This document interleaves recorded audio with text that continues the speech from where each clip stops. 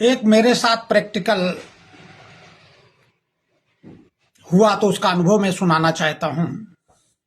एक महिला पुलिस अधिकारी थी, मैं नाम नहीं लेना चाहूंगा, अभी भी है। तो किसी का कोई सीबीआई या कुछ इंक्वायरी शुरू थी, व्यर्थ की इंक्वायरी, किसी ने कंप्लेंट की थी और उसमें ठीक ठाक केस लगाए थे। तो वो बेचारे बाहर रहते थे और पुलिस को डरते थे और अधिकारी इज्जत बेइज्जती को डरते थे। तो उन्होंने, चूंकि मित्रता बस, उन्होंने हमें फोन किया कि गुरुजी आप जरा सा देख लीजिए और किसी तरह से उसको निपटाइए। वो हमारे ऊपर अटूट श्रद्धा और विश्वास करते हैं।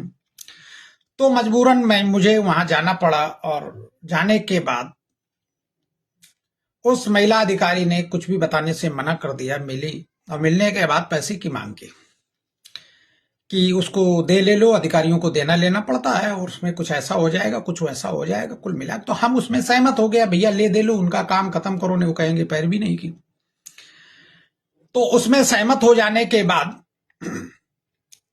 उसमें फिर एक इंक्वायरी आ गई, वही 2 दिन के बाद, 3 दिन के बाद। अब वो जो महिला पुलिस अधिकारी थी वो बहुत ज्यादा अपने आप को काबिल समझने लगी और ऐठ गई और वो सोचे अब अच्छे खासे उनको हमने फंसा लिया है, अब उनको हम रुला देंगे और ठीक ठाक पैसा ले लेंगे। तो हम पैसा देने के लिए सहमत थे, लेकिन परंतु उनका एटीट्यूड इतना ज्यादा था कि पूछो नहीं। 10-10 बार मैसेज करो कि हम आपसे बहन जी मिलना चाहते हैं, हम आना चाहते हैं, एक नहीं, उसको टॉर्चर कर देते थे। अब आपको जेल जाना होगा, आपको सजा हो जाएगी, आपको ये जो बेचारे घबरा जाते थे, उनका खाना नहीं अंदर जाने लगता था, उतना डर जाते थे। तो हमने जब रात बिरात ये रुआसे होकर फोन से बात करते थे तो अभी हमने कहते थे यार रुको। अच्छा, तो हमें भी लगता था आदमी सीधा भला है यार, फालतू में टॉर्चर कर रहा है अगला। तो हम, बहन जी बताइए आप क्या बात है, उसको पता। तो मैं जब पूछूं तो मुझे जवाब ना दें। तो हमने क्या किया, चूंकि एडवोकेट होने के नाते हमने उसको उसका जवाब, जो वो जवाब वो किसी नोटिस का जवाब था, हमने बाई पोस्ट भिजवा दिया। बाई पोस्ट भिजवा दिया, उनके आग लग गई। और आग लग गई तो उलझ गई, और वो इतनी उलझ गई कि पूछो नहीं। वो सोचे हमारा पैसा चला गया। हमने सोचा था ले दे लो यार, हिसाब किताब से काम हो जाए, तुम भी खुश हम भी खुश। लेकिन वो जब हमने भिजवा दिया बाई डाक तो उसमें उछल गई, और ऐसा उछली कि बहुत ज्यादा उनको बुरा लग गया। लेकिन हमने अपनी इंसानियत उनके साथ रखी, बहन जी करके बात करते रहे। तो उन्होंने एक बार, हमने कहा बहन जी आपने कहा था कुछ हिसाब किताब कर लिया जाएगा और उसको इस हिसाब से कर लो, आप नाराज काहे हो रहे हो।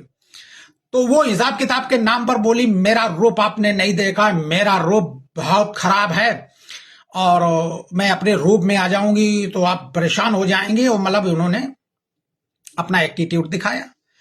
अरे हमने कहा बहन जी नाराज क्यों हो रहे, हमने उस प्रकरण को शांत किया कि चलो गुस्से में आई भाई बात कर। 2-3 दिन के बाद हमने फिर मैसेज किया, कहाँ हो। तो इन्होंने अपनी फोटो भेजी, वो अस्पताल में भर्ती थी, बड़े हॉस्पिटल में भर्ती थी और खूब नली वली लगी थी, ऑक्सीजन लगी थी। तो उन्होंने फोटो भेजी कि मैं बीमार हूं, अभी हम अस्पताल में हूं, अब देखो जब छुट्टी होती फिर आपका हम काम करेंगे। मतलब ताजिया ठंडे हुए। तो हमने वही उनके शब्द जो मैसेज में भेजे थे वही भेज दिया कि आपने कहा था हमारा रूप आपने देखा नहीं, तो आपका रूप यही था असली, वो हमने देख लिया। तो आप कभी ऐसा मत बोला करो, हर आदमी के साथ ना बोला करो, पता नहीं कौन आदमी कैसा हो और किसके मन व्यवहार से क्या बात निकल जाए उसके दिल से और तुम्हें वही भोगना पड़ जाए। तो कभी हर आदमी के साथ ऐसा ना किया करो। एक बार पंडित जी कहते हो, एक बार इस तरह का व्यवहार भी करती हो। शर्मिंदा हो गई, आई भाई फिर वो कायदे से तमीज से बात करते लगी, करने लगी। लेकिन बशर्ते उनका जो मेंटल लेवल है आज भी ठीक होने के बाद भी वो पैसा लेने पहला लेने का विचार है। तो ये आप हमेशा याद रखें, हर व्यक्ति के साथ गंदा व्यवहार न करें, हर व्यक्ति के साथ घूसखोरी का विचार मत करें, हर व्यक्ति के साथ गंदा और गुंडई का व्यवहार मत करें। इसके परिणाम आते हैं। बाबा शिव को याद करें और आनंदित रहें। इतना सब कुछ होने के बाद भी न सुधरी तो तुम्हें लंबा कुछ भोगना पड़ेगा। बाबा शिव।